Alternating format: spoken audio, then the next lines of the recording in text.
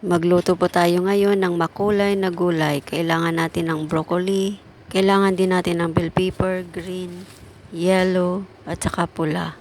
Lagyan din natin ng onion para may kulay puti. Pakulo na tayo ng tubig para i-boil natin ang ating broccoli ng 2 minutes.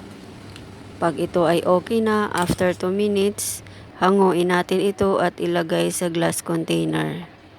I-fry muna natin ang white onion at saka bell pepper para ito ay may magandang lasa.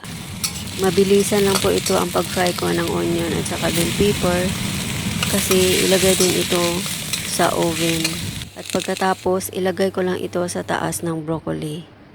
Ito ang sinasabi ko na makulay na gulay. Ngayon gagawa ako ng sauce. White cream ang gagamitin ko.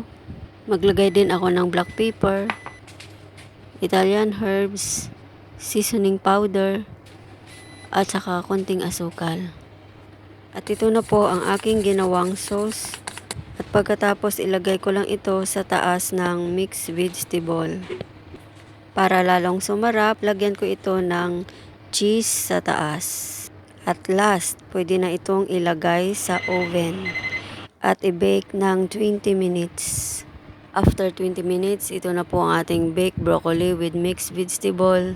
Looks yummy. Thanks for watching.